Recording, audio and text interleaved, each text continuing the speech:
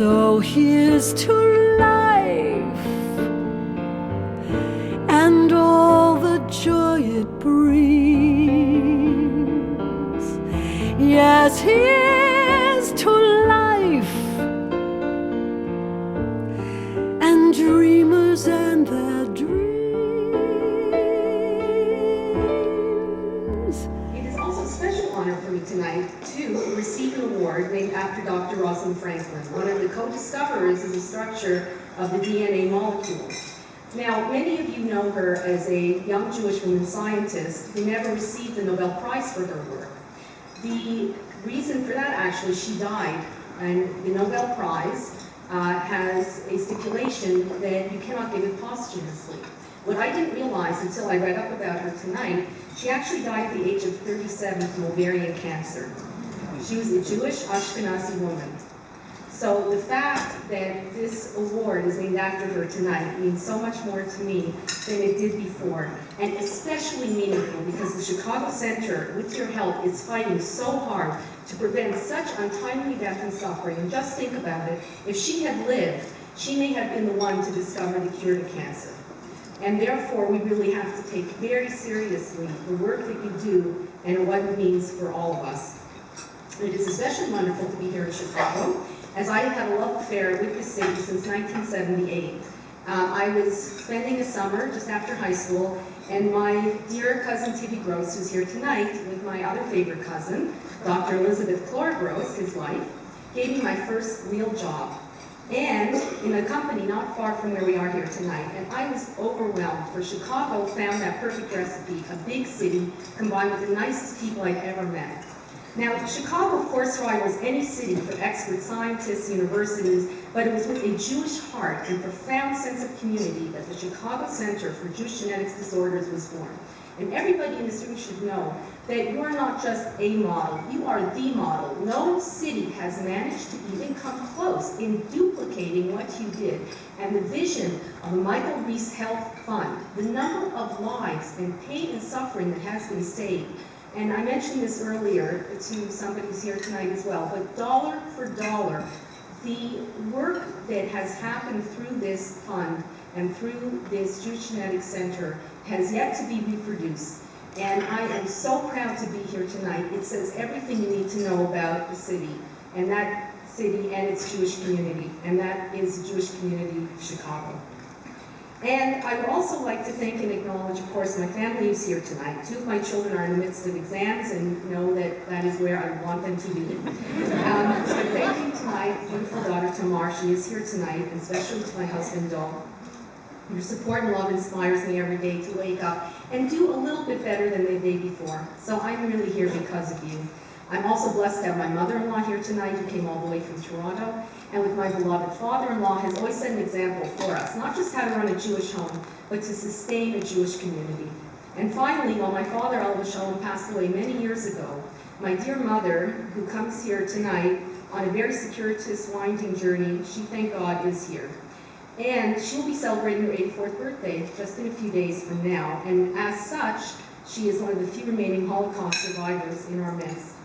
And I cannot even begin to imagine the road from Europe to this beautiful room tonight. This event is another testament to not only the Jewish will to survive, but in this world where you can't turn on the TV, open the internet, pick up a newspaper, and not be amazed by people who want to destroy, the Jewish mission is not just to survive, it's to create a better place and to create a better world. And that's really, we represent many generations that came before us tonight. And for those who know me well, they will also know that I love sports. I love ice hockey.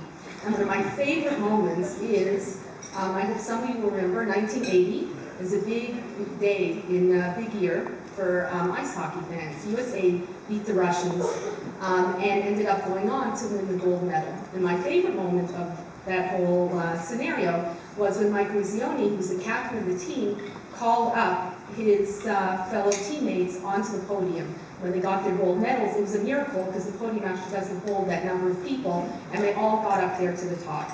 So I'm not going to embarrass my colleagues and friends, Howie Nadell and Nicole Schreiber-Agus, who are here, by asking them to come up, because they'll kill me, but I'm going to embarrass them a little bit anyway.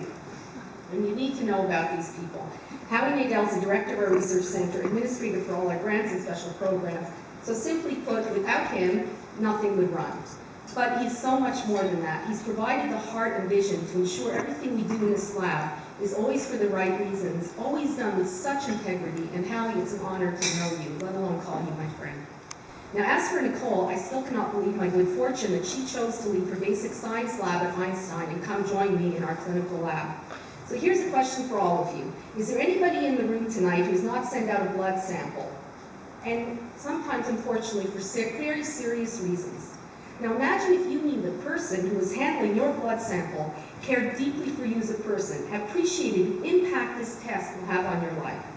She provides not only the scientific basis to this entire enterprise, but Nicole is the person who sees to it every sample that leaves that lab is perfectly done. It is looked at upside, downside, right, left, over and over again. She cares so much. Imagine if every lab had that sort of person looking at your specimens. And it's one thing to love the work that I do. It's a true blessing to love the people I work with and to learn from them every day. So thank you so much, Howie and Nicole.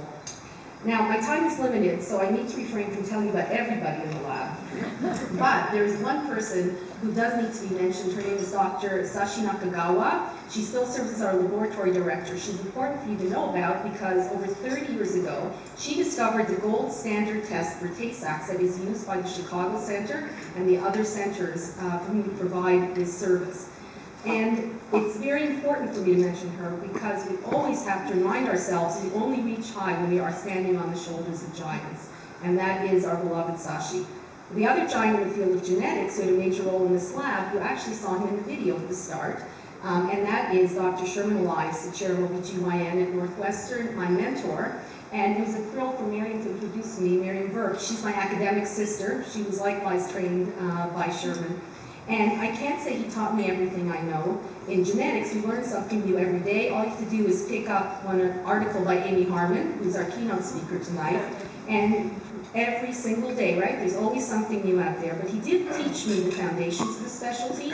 He taught me even more important how to think like a geneticist, to appreciate the variation in all living things and how to respect all life. And this has been the goal and driving force behind the Jewish Genetics Lab program. Always respect life. So what is it that we seek to do with this lab? The underlying aim of our Jewish Genetics Lab program is to address the fundamental problem of Jewish genetic testing.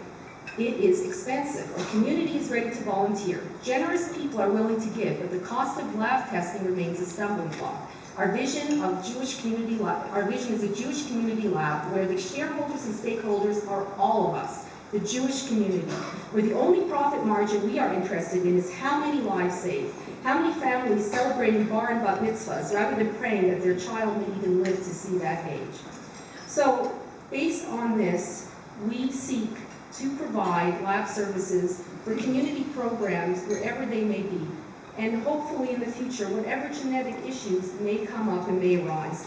The dream is nobody should ever be denied genetic testing or education because they could not afford it. It is something that goes so against every single Jewish principle we've all been raised with. This is something that we have to deal with as a community, and Chicago, this place, this city, led the way. So to close, the principle of Jewish federations everywhere has always been we are all in this together.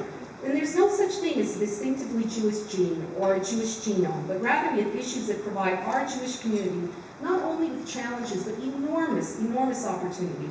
I learned from my teachers and tried to transmit to my students that in genetics, don't think individual, think family. And so I humbly accept this award on behalf of the entire lab for allowing us to be a part of your family here in Chicago. May we all commit ourselves to a Shana Tova, a year of happiness, free of preventable